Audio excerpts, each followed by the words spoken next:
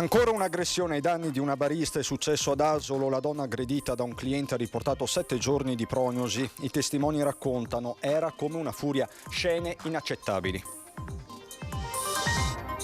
Immediata la solidarietà della categoria alla barista aggredita ad Asolo, con la presidente Sartorato che non esclude l'ipotesi di corsi di autodifesa per chi lavora dietro a un bancone.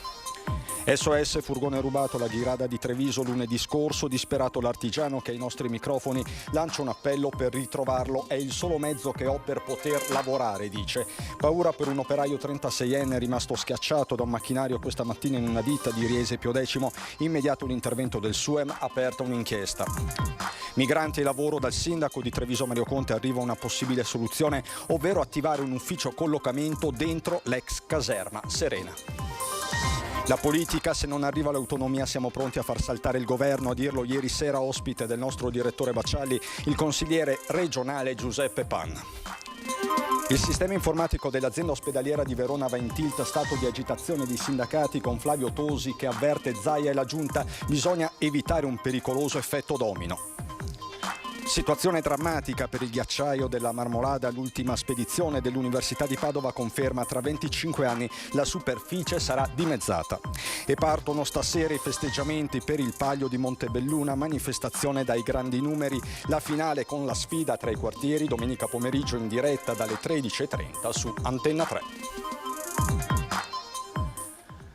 Bentrovati, buonasera telespettatrici, telespettatori di Antenna 3. La cronaca in primo piano con l'ennesima aggressione ai danni di una barista. È successo questa volta ad Asolo dopo i fatti della scorsa settimana a Cornuda. Una vera e propria furia, raccontano i testimoni descrivendo il cliente che l'ha aggredita con insulti e pugni. Questo il racconto di Federico Fusetti con le immagini di Nicoletta Rizzetto.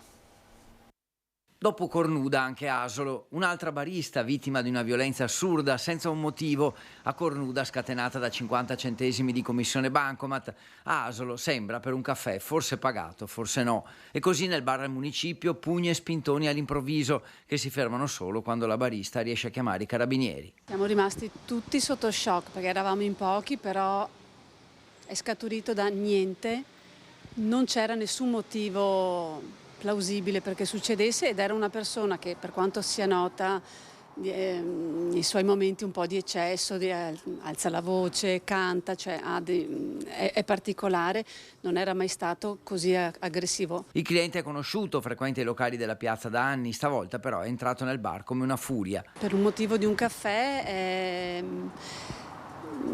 si è sentito preso in giro, diciamo, perché diceva che il caffè non era pagato. Adesso non mi ricordo perché noi abbiamo sentito le urla e se l'è presa con la Manuela, aggredendola, spingendola, dicendole non mi fai fesso, ti insegno io l'educazione, cioè imprecando e mettendole le mani addosso. Sentì urlare, si strattonano, pensavo che stessero scherzando. Dopo ho visto che continuava a spingerla e dargli pugni e urlare ti spacco tutto. Questo è quello che ho detto, ma qua non stanno più scherzando. Un episodio che spaventa anche gli altri commercianti della zona che temono di essere in balia di clienti che diventano violenti all'improvviso. Se una persona arriva così col bastone in mano e ti entra nell'attività, cosa fai? Una donna poi. Ha sentito quello di Cornuda dell'altro giorno che le ha preso il collo per 50 centesimi. Adesso sì, bisogna un po' stare attenti. Io cerco di evitare, se ti arriva la persona strana bisogna un po' stare all'occhio, insomma. Dai baristi e dai commercianti massima solidarietà alla vittima. Anche il sindaco Mauro Migliorini le esprime sostegno e ricorda che la violenza non è mai accettabile, una violenza che non è solo fisica. Una persona che ti mette le mani addosso senza motivo, così in quei modi, sono violenze che, cioè, l'ematoma può andare via, ecco, la violenza psicologica rimane. Si condanna in tutti i modi una scena del genere perché non deve esistere per nessuno e spero che venga fatto qualcosa, che almeno la persona venga allontanata per dare un buon esempio. Bisogna stare all'occhio, dicono i commercianti, gli esercenti di Asolo, li avete sentiti, e un commento arriva anche dalla numero 1 dei commercianti della provincia di Treviso, Dania Sartorato, che non esclude corsi di difesa, di autodifesa. Come donna, e penso anche per le donne, possa sempre essere utile, al di là del proprio lavoro, essere in grado di difendersi anche fisicamente dalle situazioni più difficili. Corsi di autodifesa per chi sta dietro al bancone dei bar, in particolare per le donne, troppo spesso protagoniste di aggressioni, come è accaduto lunedì ad Asolo. Corsi che al momento sono una proposta che certamente verrà discussa all'interno dell'Associazione dei Pubblici Esercizi Trevigiani, in attesa dei provvedimenti che il giudice prenderà nei confronti dell'aggressore. Chi usa la violenza passa sempre dalla parte del torto. Perché al di là del caffè pagato o fatto pagare, l'uso della violenza non è mai giustificato o giustificabile. Per questo la FIPE da un lato si rimette alle decisioni della magistratura, dall'altro punta ad una maggiore sensibilizzazione dei propri associati. Sempre di più i pubblici esercizi, proprio perché con le nostre vetrate e con le nostre plateatici ci troviamo nelle vie, nelle piazze, siamo proprio delle antenne, e come antenne facciamo proprio del parafulmini nei confronti di questa società che è in continua evoluzione. Quello che faremo sarà tenere bene monitorato il fenomeno, sia in quantità che in qualità, e sulla base di questo capire se si possono fare delle azioni anche pratiche per aiutare i nostri associati e i gestori dei pubblici esercizi ad essere più consapevoli del loro ruolo e anche in grado e pronti a rispondere ad ogni situazione. Imprenditori sotto attacco, non solo commercianti ma anche artigiani, come quest'uomo, questo artigiano trevigiano, il quale è stato rubato il furgone con cui lavorava. L'unico mezzo che ho, dice, disperato, lanciando un appello a tutti. Artigiano di Treviso derubato del furgoncino bianco utilizzato come mezzo di lavoro. L'amara sorpresa proprio a inizio settimana. Lunedì mattina mi sono svegliato per andare a lavoro come sempre e nel parcheggio dove abito, nella zona Ghirada, strada del Nascimben, all'altezza del Civico 20, non ho più trovato il furgoncino che era parcheggiato lì dal weekend praticamente. Fatto già denunciato alle forze dell'ordine pure via social, sul sito Facebook Furti in Corso. Era un furgoncino che mi serviva prettamente per il lavoro, no? Per spostare materiale, attrezzi di pulizie, in quanto sono un artigiano che opera da 20 anni nel territorio di Treviso. Il suo appello affinché il furgone possa essere ritrovato anche grazie alle segnalazioni di voi telespettatori e di chiunque possa fornire qualche notizia al riguardo. Si tratta di un furgone doblò bianco maxi targato FG 466GN. Il furgoncino di colore bianco, sebbene usato, lo aveva acquistato da nemmeno 2 mesi e con grandi sacrifici. È il solo ed unico mezzo che gli permetteva di esercitare l'attività di impresa di pulizie in forma artigianale e quindi di poter guadagnare. Lo uso prettamente per il lavoro e quindi adesso mi trovo molto disagiato e mi sto adoperando con una macchina utilitaria sperando che il furgone venga ritrovato. Insomma, un danno economico ma anche un dramma personale, e rimaniamo sui luoghi di lavoro perché c'è stato un grave infortunio questa mattina in un'azienda artigiana di Riese Pio X.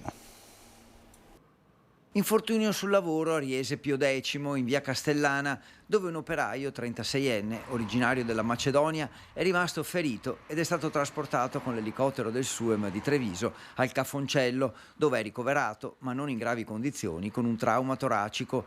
La vittima, residente a Riese e lavoratore da anni nell'azienda, sarebbe scivolato mentre lavorava ad una macchina cosiddetta impaccatrice. Secondo una prima ricostruzione, l'uomo indossava regolarmente i dispositivi di sicurezza e anche le protezioni del macchinario erano regolarmente attive. Sul posto gli ispettori dello Spisal di Treviso per le verifiche del caso.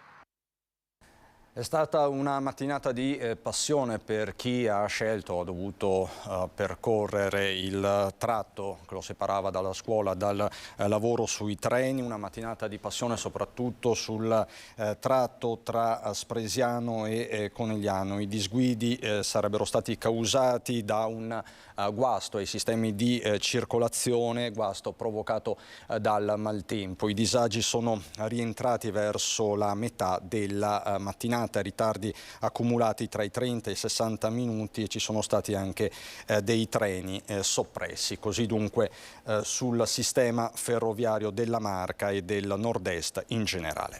Parliamo adesso di migranti, è il tema caldo di queste settimane, di questa estate, riguarda l'Italia, riguarda i singoli territori. E una proposta specifica, inedita, arriva dal sindaco di Treviso, presidente dell'ANCI Mario Conte, e riguarda la caserma Serena. Dice Conte potrebbe ospitare un ufficio di collocamento mirato al lavoro e quindi a fornire manodopera anche alle aziende. Sentite Conte. Un ufficio all'interno dell'ex caserma Serena che valuti conoscenze e competenze e che definisca percorsi di formazione e inserimento nel tessuto produttivo.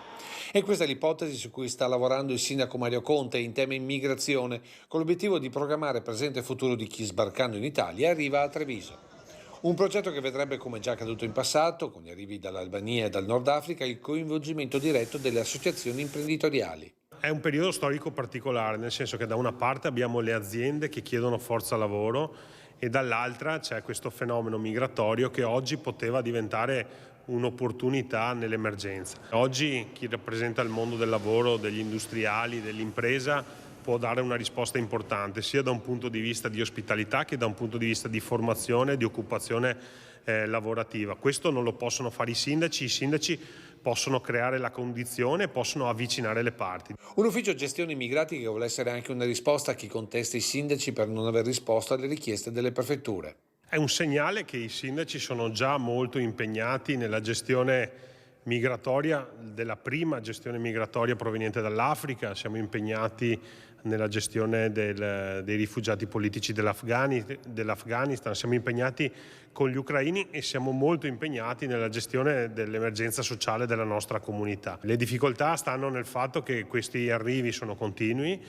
sono indefiniti nei numeri e soprattutto i sindaci temono di essere abbandonati da un punto di vista anche delle risorse e delle criticità. Del resto le esperienze passate confermano che solo attraverso la formazione e soprattutto il lavoro, tra l'altro in mansioni che sono cronicamente scoperte, il fenomeno migratorio può diventare da problema a risorsa. Dobbiamo chiedere però regole e metodi ferrei e soprattutto numeri certi.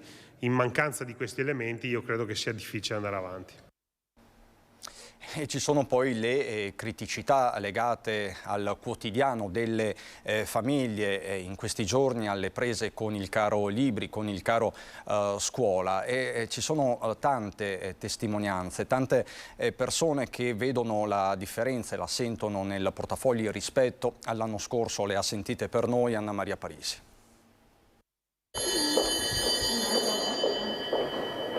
A meno di 2 settimane dall'inizio del suono della campanella, anche le famiglie trevigiane fanno i conti con il caro scuola, a cominciare dagli aumenti iperbolici e insostenibili del caro mensa, racconta questa mamma. L'anno scorso erano 3,70 € al giorno, invece quest'anno per i non residenti di Treviso siamo passati a 5,05 €.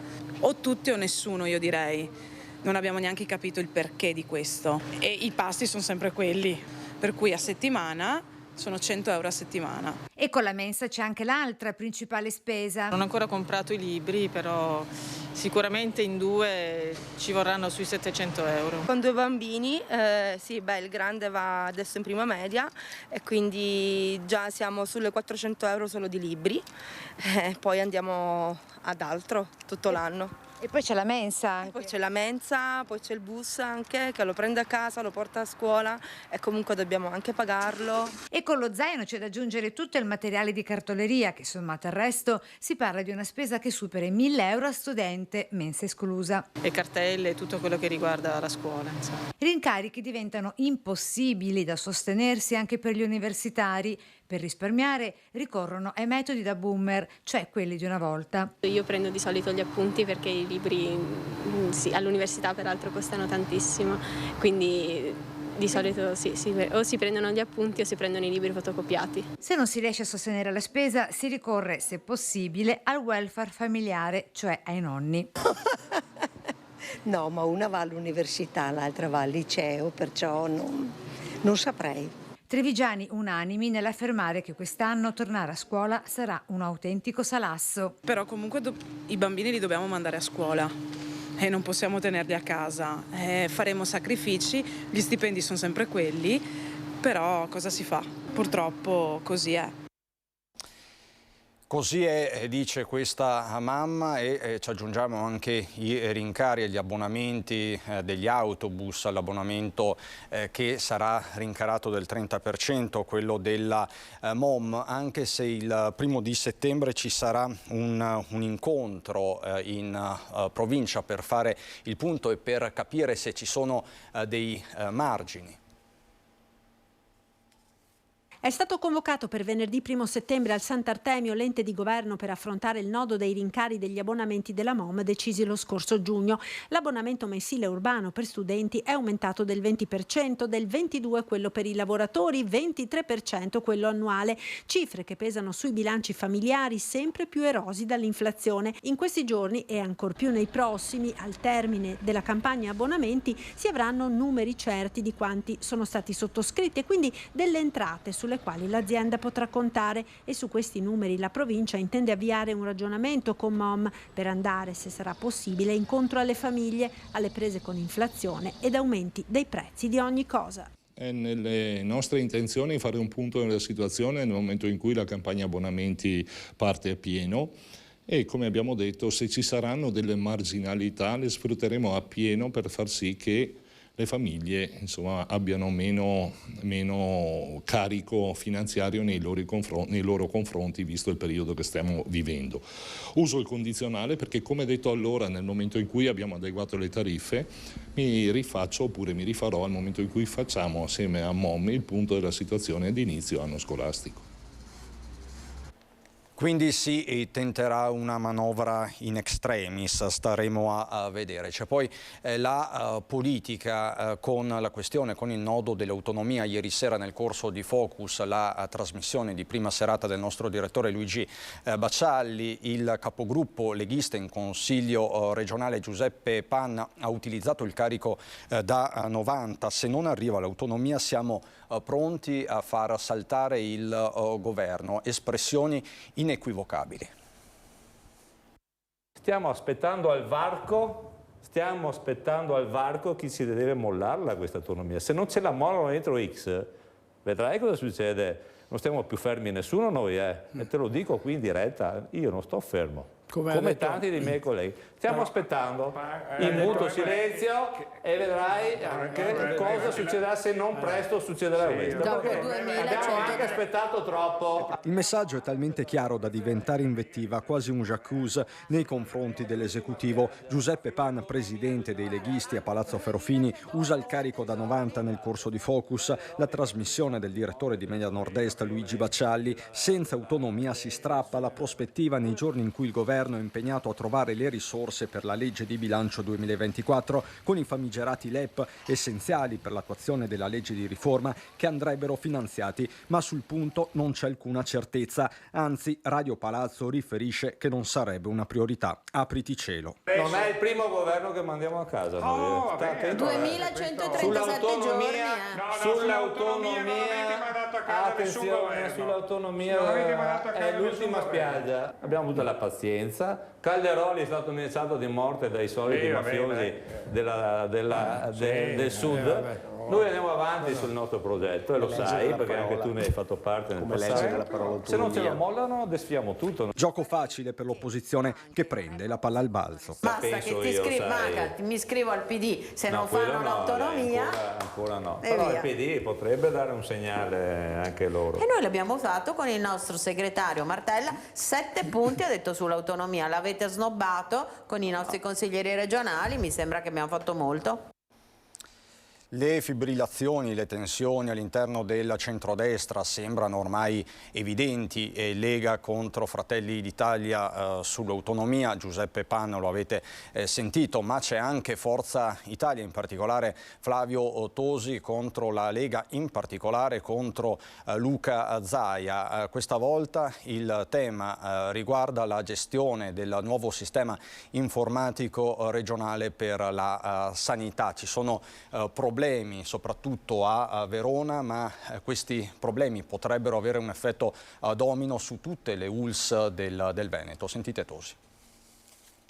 Il risultato è che in oltre 2 mesi di prove per metterla a punto il sistema è bloccato, l'azienda ospedaliera di Verona non riesce a mandare i dati in regione, ma è un disastro pericoloso, sia perché comunque poi andrà a ripercuotersi su tutte le aziende e ULSS del Veneto.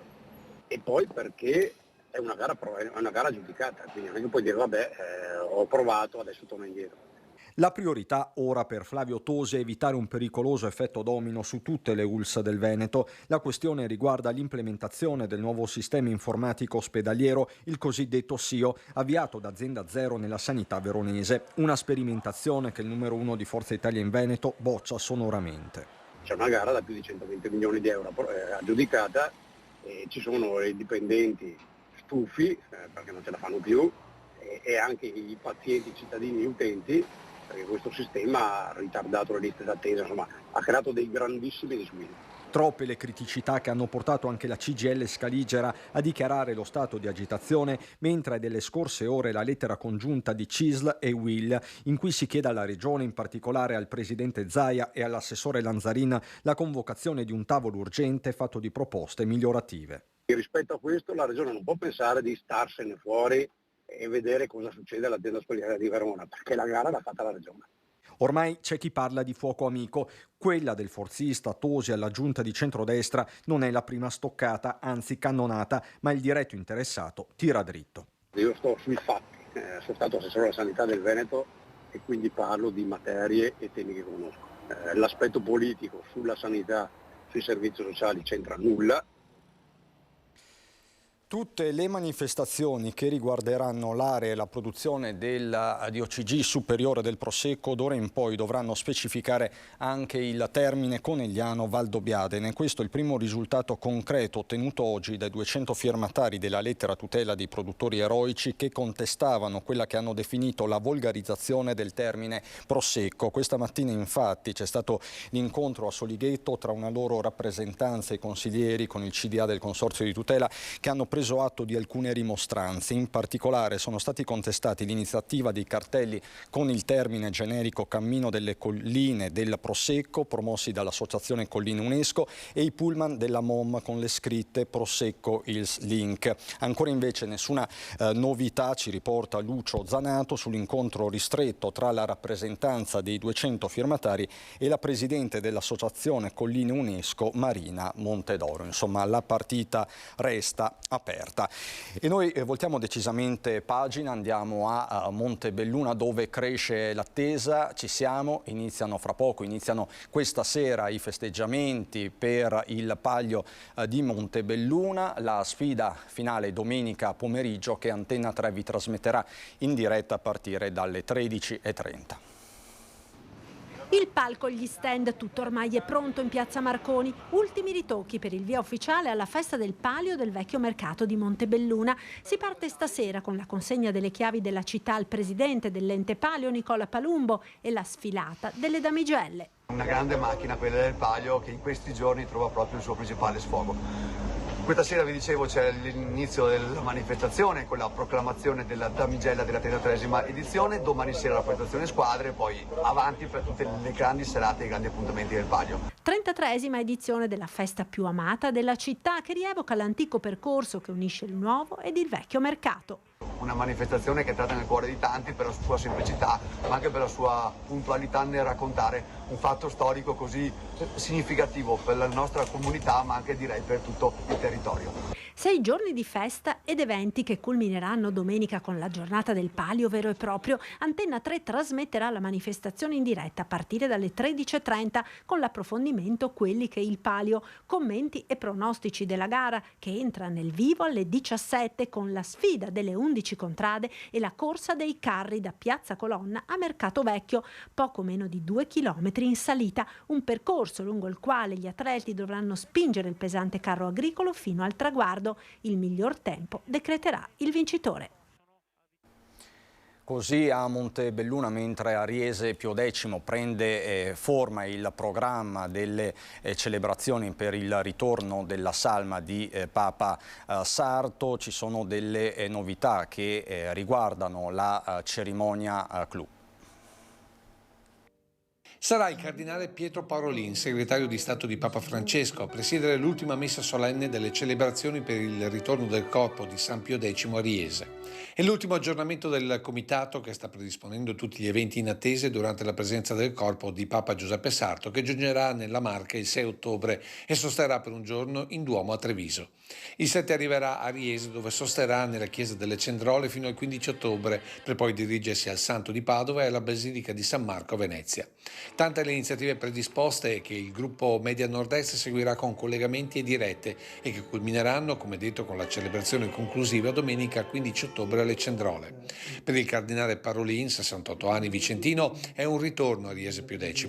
Fu lui infatti il 23 agosto del 2014 a presiedere sempre le Cendrole alla messa nel centenario della morte di Papa Sarto.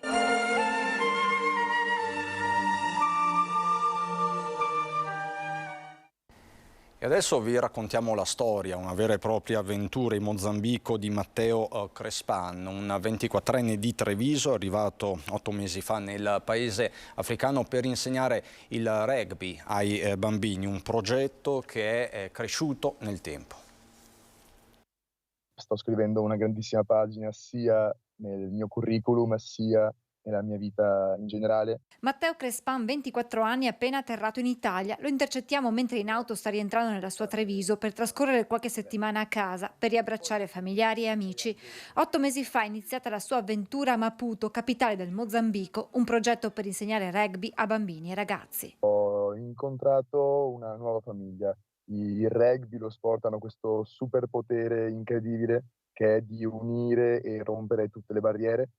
Sono arrivato senza parlare una parola di portoghese e fin da subito gli allenatori piuttosto che i giocatori e le giocatrici mi hanno aiutato. Allenatore della squadra Under 16-18 del Rugby Magonine, con cui collabora come volontario. Inizialmente si sarebbe dovuto intrattenere a Maputo 12 mesi, ma con il passare delle settimane il progetto è cresciuto fino alla richiesta da parte della federazione di integrare i programmi di rugby in tutto il Mozambico. Dando una mano come coordinatore dei progetti in tutto il Mozambico, fuori da Maputo, nelle altre province, dandomi un ruolo principale quindi da responsabile della nazionale femminile e da co-allenatore delle nazionali maschili, più anche coordinatore dei progetti nelle province più a nord.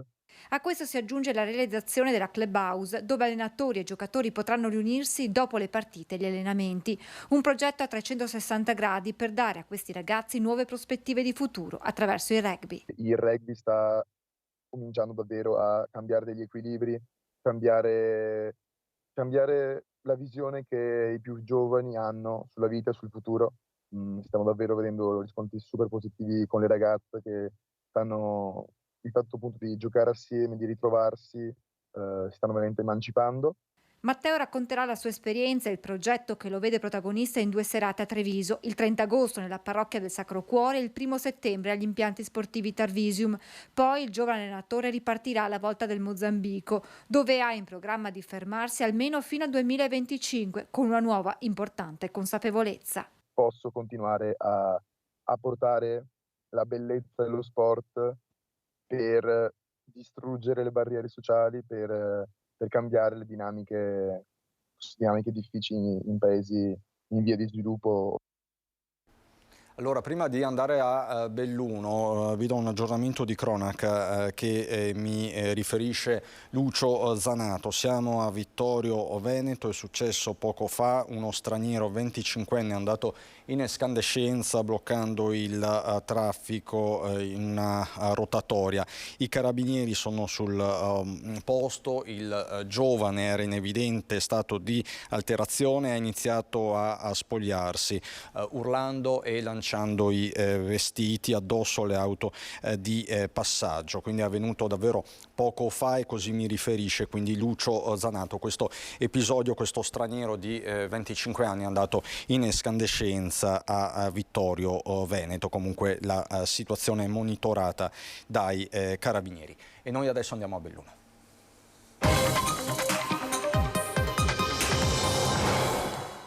È arrivata la conferma davvero drammatica della situazione in Marmolada sul ghiacciaio, l'ultima campagna glaciologica organizzata dal Museo di Geografia dell'Università di Padova in collaborazione con ARPAV non lascia scampo al ghiacciaio, si dimezzerà in 25 anni.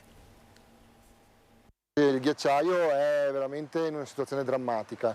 Oltre all'assottigliamento generalizzato delle fronti abbiamo anche dei ritiri importanti, in alcuni punti anche di 80 metri rispetto all'anno scorso. La superficie del ghiacciaio della Marmolada continua a ridursi a ritmo accelerato. È stata calcolata in 112 ettari nel 2022 e scenderà nei prossimi anni al di sotto del chilometro quadrato, la metà della superficie presente nel 2000 e meno di un quarto rispetto al 1900. Il dato emerge dalle misurazioni annuali condotte da geografi e glaciologi dell'Università di Padova in collaborazione con il Comitato Glaciologico Italiano e ARPAV. Da quest'anno e forse del prossimo avrà una superficie inferiore al chilometro quadrato, quindi 100 ettari, e quindi con una ritirata media negli ultimi anni di oltre 5 ettari l'anno, quindi un ghiacciaio che è destinato evidentemente a scomparire veramente nell'arco di pochissimi anni. Il gruppo di studio ha spiegato come la condizione dei ghiacciai nell'arco alpino sia in forte fusione. Dopo le deboli nevicate della stagione invernale, per cui poca neve che hanno ricoperto gli apparati glaciari, abbiamo ancora delle elevate temperature estive e in questo agosto, oltre che uno zero termico molto elevato, ci troviamo di fronte a una serie di giornate, 10-12 giornate con temperature molto calde, diciamo dal punto di vista scientifico oltre il 90° percentile. Dalle rilevazioni di ARPAV e università emergono indicazioni chiare anche per l'industria del turismo legata allo sci. I giorni neve stanno diminuendo, cioè quando si può fare neve artificiale, ci sta dicendo che la copertura del manto nevoso si sta riducendo in giorni e ci sta dicendo che il livello di neve sicura, cioè di quando è sciabile un'area, si sta alzando di quota. Queste tre informazioni da un punto di vista aziendale dell'industria dello sci chiamano una decisione da prendere. Attualmente si sta in questi giorni proprio discutendo se attivare anche in Italia una pratica dello snow farming, e cioè quella di preservare la neve che rimane in primavera opportunamente coperta e isolata termicamente per farla giungere all'inizio della stagione successiva.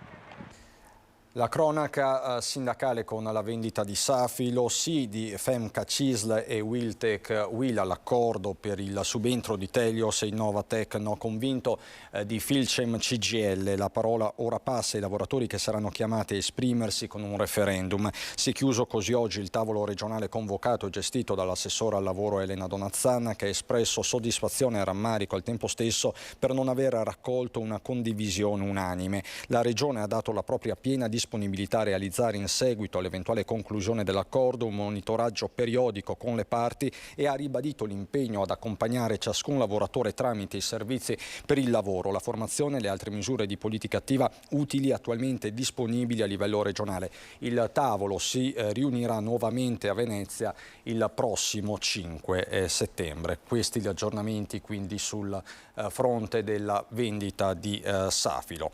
La politica, perché il giorno del giudizio sulla mozione sanità è arrivato e l'annunciata azione bipartisan si è sciolta come neve al sole. Siamo a Palazzo Rosso, sede del Consiglio Comunale di Belluno. A sorpresa, dopo la Lega, si è smarcato anche il gruppo di Fratelli d'Italia, che ha obbedito al diktat del suo coordinatore regionale Luca De Carlo, ma ci racconta tutto Tiziana Bolognani. Chissà se sono state notti insonni le ultime 7 trascorse per i consiglieri comunali del partito della Premier Meloni, perché il dilemma che si è posto loro, come si sussurra nei corridoi di Palazzo Rosso dopo l'ira del segretario del Carroccio, alleato del governo della città, è stato duplice: ergersi a paladini della battaglia sulla sanità, sostenendo l'azione del primo cittadino nel suo ruolo di presidente della conferenza dei sindaci dell'Ulsuno, o smarcarsi sul filo di lana per non concedere alla Lega la gloria, anche a costo di lasciar da solo Oscar De Pellegrin. Il capogruppo Alessandro Farina così spiega: la mozione è stata superata. La lettera inviata dal sindaco Oscar De Pellegrin alla Regione Veneto per il contributo al miglioramento della sanità bellunese, e poi, non per ultimo, il prezioso contributo sul campo da parte del commissario dell'azienda sanitaria bellunese. Certo, ci sono ampi margini di miglioramento, dice il capogruppo di Fratelli d'Italia, la cui mossa, da qualsiasi parte la si guardi, pare destinata a rappresentare un precedente inedito a Palazzo Rosso. È una questione di sfaldamento della maggioranza, ma secondo me ancora più grave il dato che ne emergerebbe è che questo Consiglio Comunale, la maggioranza di questo Consiglio, non vuole affrontare i problemi della città. Non dobbiamo farci condizionare in questa misura dei partiti, anche se ne facciamo parte. Vediamo che la Lega e Fratelli d'Italia hanno preso le distanze. Certo, fa specie il fatto di aver contribuito alla stesura di questo testo e anche firmato questo testo, e poi dopo escono perché probabilmente diretti proprio dal loro partito regionale. Diventa un danno che si fa alla popolazione, non si va a guardare quello che è la meraviglia di questa mozione, che alla fine davvero non è una mozione contro la regione, non è certo una mozione contro la direzione dell'ospedale, né tantomeno contro l'amministrazione, è una cosa assolutamente, una fotografia di quello che deve essere, che è la nostra sanità. Questa maggioranza purtroppo in qualche modo è dipendente da ordini superiori di partito, e questo devo dire che è una novità per il comune di Belluno, che non ci mette nelle condizioni di stare tranquilli come cittadini del comune di Belluno. Abbiamo bisogno di altro, abbiamo bisogno di governo di una città, non di ordini di partito. Questo sindaco non è un sindaco civico, ma è preda dei partiti che lo sostengono. Io in questo vedo proprio, diciamo così, una posizione politica, ma dei partiti che sono in qualche maniera legati alla Regione Veneto. Lo abbiamo già visto anche con Investi Scuola. Per la Lega la conferma del ritiro della firma e il rinnovo della fiducia alla gestione regionale della sanità e al commissario Del Ben. La nostra posizione è di assoluta fiducia nei confronti della giunta De Pellegrin, di pieno sostegno come è sempre stato in quest'anno di consigliatura. Non c'è nessun problema per quanto riguarda noi e i nostri alleati di centrodestra per quanto riguarda appunto la consigliatura in essere. A votare la mozione la capogruppo Sandra Mella della lista Noi con Oscar e il gruppo della lista civica del sindaco De Pellegrin Belluno al centro, con Lorenzo Bortoluzzi, a cui abbiamo chiesto una dichiarazione sulla intenzione di voto. Abbiamo contribuito con gli amici della maggioranza e della minoranza a scriverla, quindi rimarremo in aula. Oggi ci sarà una discussione interessante e molto puntuale sull'argomento sanità, e poi alla fine voteremo la mozione. Infine il sindaco democratico, pronto a incassare il colpo che certo un segno lo lascerà. Non teme che questa mossa di Fratelli d'Italia e della Lega possa indebolire o mettere in difficoltà la sua maggioranza?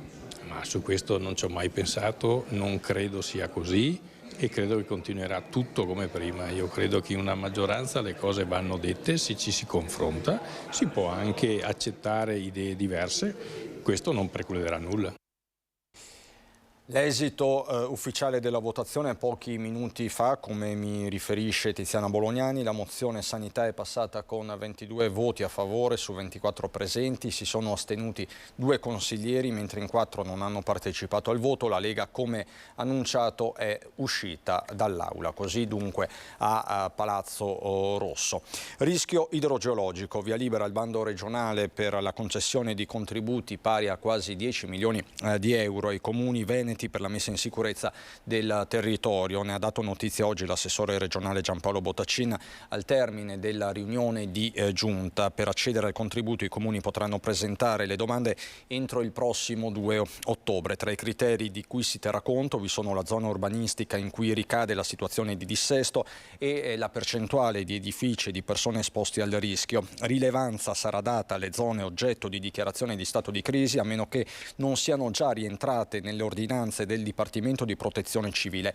I dettagli saranno pubblicati nel bollettino ufficiale nel sito istituzionale della Regione del Veneto. Voltiamo decisamente pagina, parliamo di tradizione, divertimento, buona musica, gastronomia, parliamo della sagra di Polpette, la principale della provincia di Belluno. Pensate, sono attese 50.000 presenze. Alle 19 di domani fiamme roventi ai fornelli, sui palchi Picasso e Van Gogh, la musica di DJ Bisso, Filippo Viella e il combat folk dei Modena City Ramblers.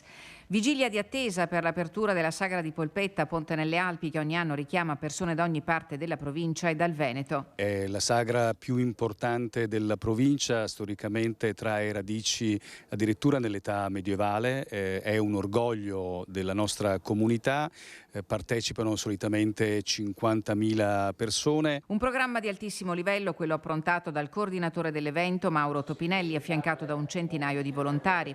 Oltre ai Modena City Ramblers, sul palco si alterneranno band e DJ bellunesi ai gruppi che negli ultimi mesi hanno fatto registrare il tutto esaurito ai concerti su tutti Colla Zio e Love Gang 126.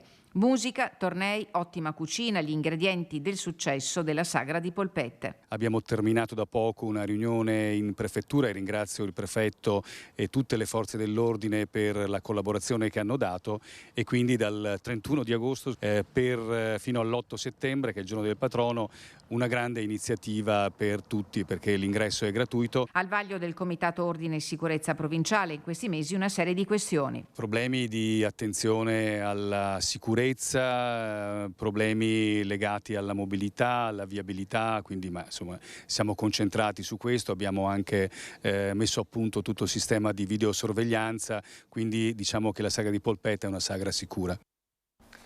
Non ho altri aggiornamenti da darvi, è tutto da Belluno e Treviso anche per questa edizione. Vi lascio al meteo, buona serata.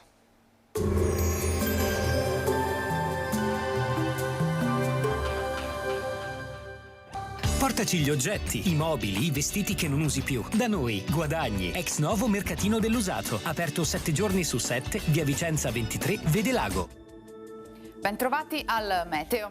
Dopo il forte maltempo che ha segnato il nostro territorio, il mese di agosto si conclude con la pressione atmosferica che aumenta e dunque porta un tempo più buono. Vediamo insieme il dettaglio. Sul Veneto la grafica di giovedì ci mostra un ampio soleggiamento, solo con qualche nube. Nel pomeriggio saranno poi possibili dei piovaschi sui settori montani e pedemontani.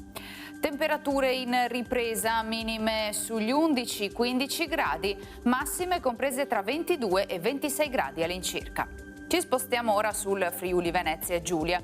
Anche in questo caso al mattino cielo poco nuvoloso, a seguire non è esclusa una maggiore variabilità, anche in questo caso localizzata sui rilievi. Temperature minime tra 12 e 17 gradi, massime sui 24-26 gradi. Infine diamo uno sguardo al Trentino Alto Adige, dove sarà piuttosto soleggiato con nubi alte in transito e limitati addensamenti pomeridiani. Temperature minime intorno agli 11-12 gradi, massime infine sui 25 all'incirca. Dal meteo di Antenna 3 per ora è tutto, grazie per l'attenzione, arrivederci.